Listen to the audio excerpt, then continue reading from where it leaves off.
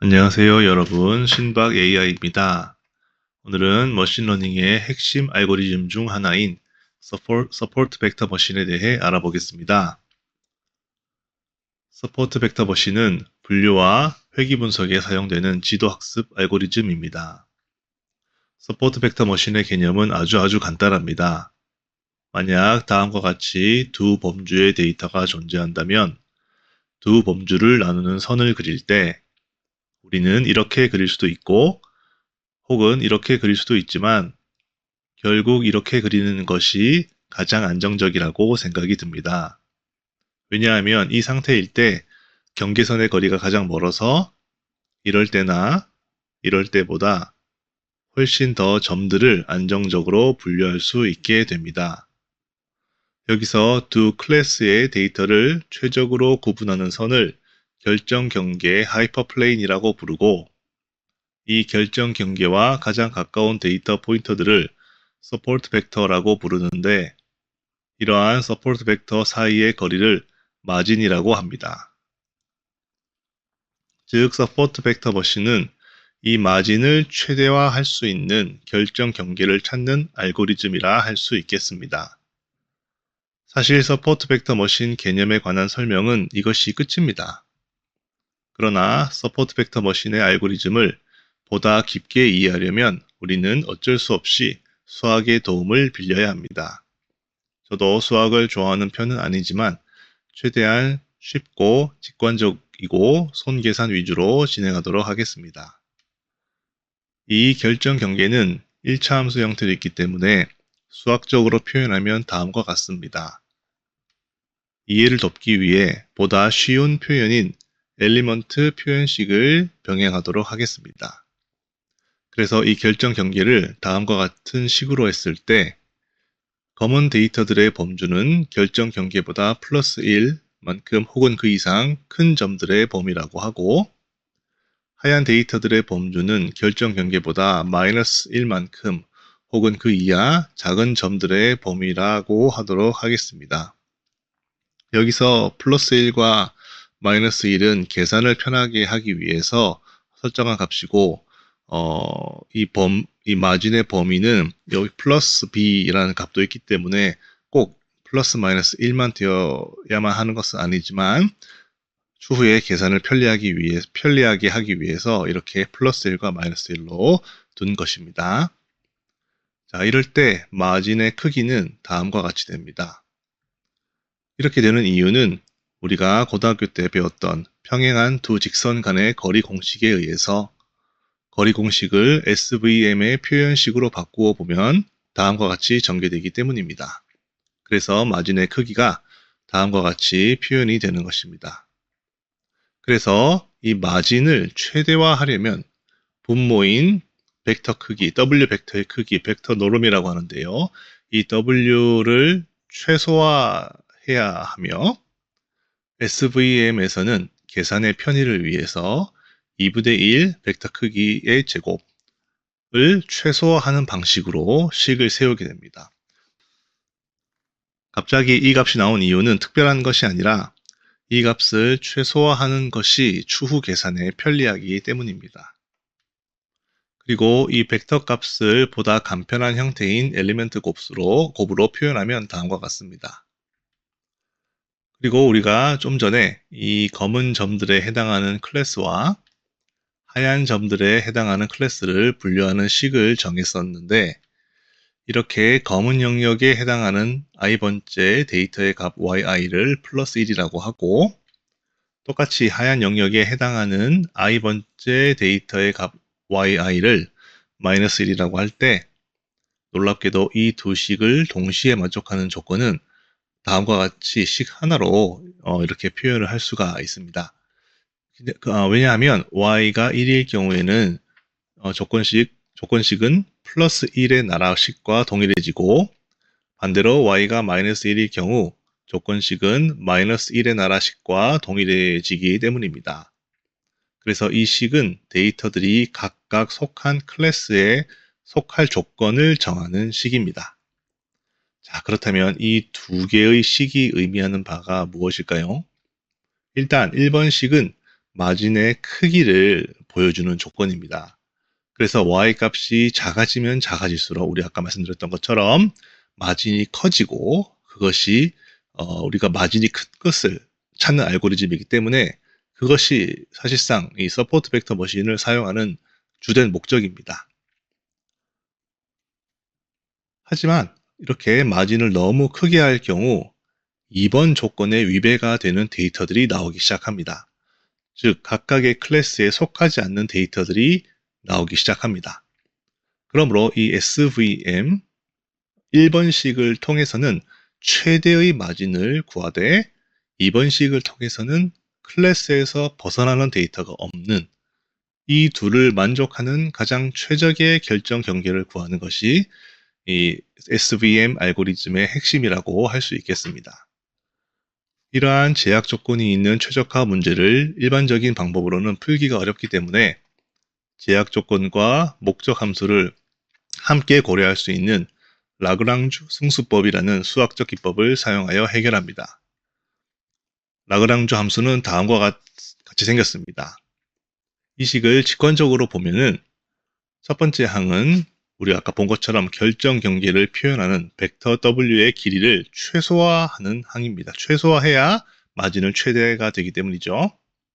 그리고 두 번째 항은 아까 보여드렸던 제약 조건을 만족하는 정도를 나타내며 이 라그랑주 승수를 통해서 각 데이터 포인트가 결정 경계로부터 충분한 거리를 유지하는지를 나타내고 있습니다.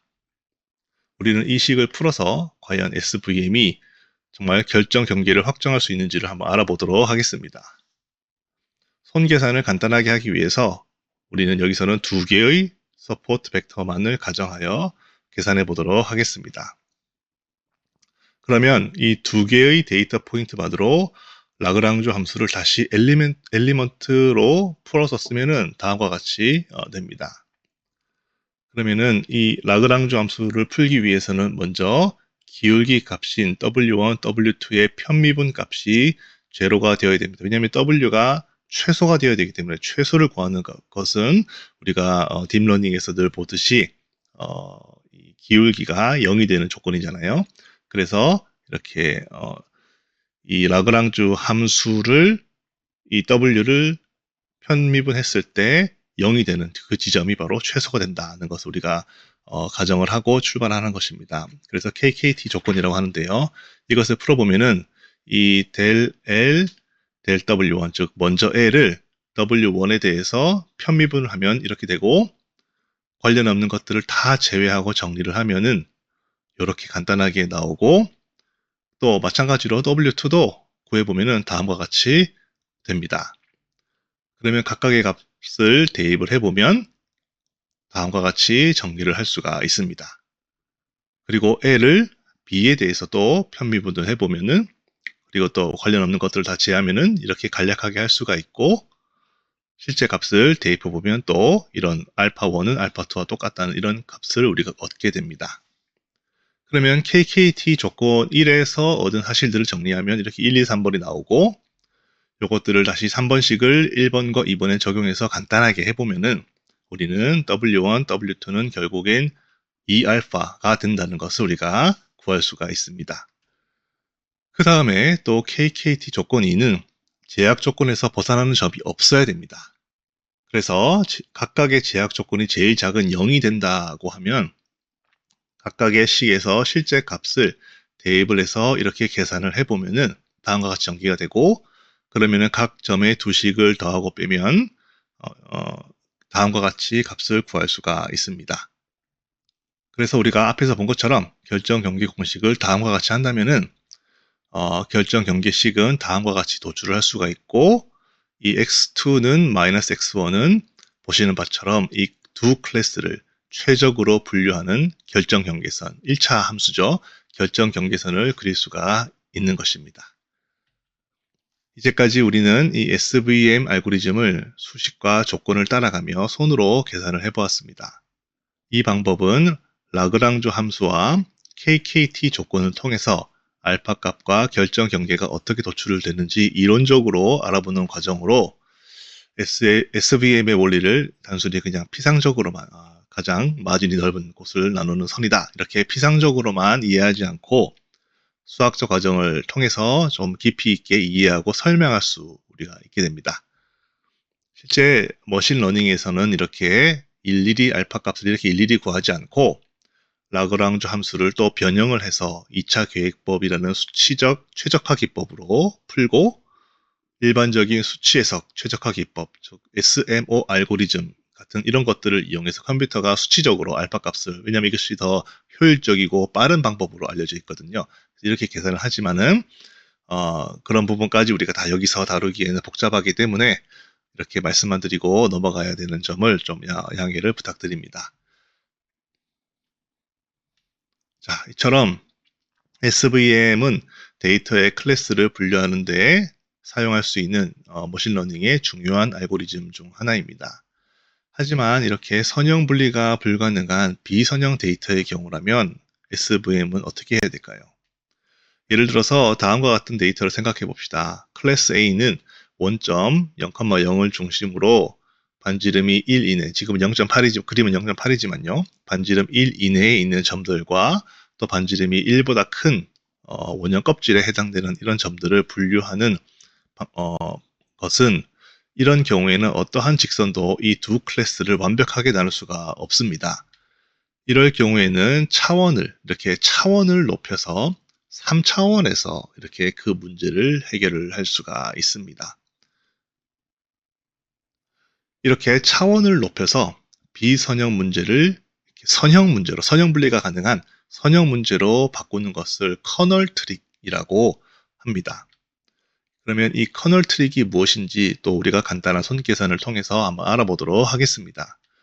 좀 전에 본 것처럼 이 두 개의 클래스를 우리가 한번 가정을 해보겠습니다. 클래스 A는 반지름 1의 원 안에 있는 점들, 그리고 클래스 B는 반지름 2의 원 밖에 있는 점들. 이런 점들은 우리가 선형으로는 불가능하죠. 아까 본 것처럼 우리가 이 두 클래스는 2차원 평면에서는 선형 분리가 불가능하지만 차원을 하나 더해서 3차원 z값에 x1 제곱 플러스 x2 제곱 이 값을 넣으면 이 클래스 A의 z축 값은 1보다 작고, 그렇죠? 클래스 B의 z축 값은 4보다 크기 때문에 우리가 이렇게 확실히 두 클래스가 구분이 되는 것을 우리가 확인을 할 수가 있습니다. 이처럼 이 커널 함수에서 이 중요한 핵심은 이 점들의 차원을 높여서 분류한다는 것입니다. 실제 커널 함수는 점 하나, 즉 x1, x2 벡터 하나를 계산하는 것이 아니라 x1, x2하고 x-1, x-2 이렇게 두 개의 벡터, 두 개의 점의 유사성을 구하기 위해서 고차원으로 변환하는 것이 커널 함수입니다. 실제로 커널 함수는 그런 거예요. 그래서 이 두 점 간의 관계를 가장 간단히 계산할 수 있는 커널 함수가, 즉 고차원으로 만들어주는 함수가 바로 다항 커널 함수입니다. 왜냐하면 이 다항 커널의 계산은 다음과 같이 되고, 이것을 전개하면 다음과 같이 되는데, 이 식은 바로 이렇게 고차원으로 바꾼 두 개의 점을 벡터 곱한 계산과 동일하기 때문에, 아까는 분명히 즉 다항 커널 함수의 의미는 단순히 두 점을 벡터 곱으로 해서 간단한 스칼라 값으로 바꾼 다음에 거기에 1을 더해서 그 값은 여전히 스칼라 값인데 제곱을 하는 것만으로 원래 2차원, 원래는 x1, x2였잖아요. x1, x2에 존재하는 2차원에 존재했던 데이터를 6차원으로, 지금은 차원이 6차원이 되었어요. 6차원으로 바꾸어서 그 6차원으로 바꾼 두 점을 벡터 곱, 내적을 해서 계산하는 것과 동일한 값을 갖게 된다는 거예요. 그래서 이렇게 바로 저것이 다항 커널 함수의 계산 결과와 동일해집니다. 그래서 우리는 이러한 복잡한 계산을 할 필요가 없이 단순히 두 점을 내적해서 플러스 1을 해서 제곱을 하는 것만으로 6차원의 커널 함수 값을 갖게 되는 거죠. 그래서 6차원의 커널 함수 값으로 선형 분리를 하는 것이 SVM 커널 함수의 중요한 특징입니다. 옛날에 8, 90년대만 하더라도 지금처럼 컴퓨터의 연산 파워가 그렇게 높지 않던 시절이었어요. 그래서 수만 개의 벡터쌍의 고차원 값을 효율적으로 계산하기 위한 우리 선배님들의 이 노고를 느낄 수 있는 부분이라고 생각이 됩니다. 그래서 실제로 계산은 아주 간단합니다. 그래서 다음 3개의 점, 벡터 간의 거리를 실제로 다음 커널로 한번 계산을 해보면 이렇게 할 수가 있겠죠. 두 점을 벡터 값을 해서 플러스 1을 한 다음에 제곱을 하는 거죠. 그럼 A와 B 사이의 관계는 1, 그리고 B와 C 혹은 A와 C의 관계는 9, 이런 식으로 나오게 됩니다. 그래서 이런 식으로 이 세 점 말고도 클래스 내외의 모든 점들 간의 커널 함수를 다 계산을 한 다음에 이 값들을 가지고 이 커널 값들을 기반으로 고차원 공간에서 마진이 최대가 되는 그런 결정 경기를 찾고 학습하고 찾으면 되는 것입니다. 이처럼 2차원에서는 SVM으로 분류할 수 없는 데이터도 고차원에서 분류가 가능하게 되는 트릭을 커널 트릭이라고 합니다. 오늘 제가 준비한 서포트 벡터 머신 영상은 여기까지입니다. 서포트 벡터 머신은 머신러닝 중에서도 가장 중요한 알고리즘 중 하나입니다. SVM의 개념은 알아도 실제 계산 과정을 살펴볼 기회가 없어 잘 모르시는 분들이 많은데 오늘 영상이 깊이 공부하시는 분들께 조금이나마 도움이 되셨기를 바라며 다음번에는 더욱 유익하고 알찬 영상으로 찾아뵙도록 하겠습니다. 영상 끝까지 시청해주셔서 감사합니다. 그럼 다음 시간에 또 만나요. 감사합니다. 좋은 하루 되세요.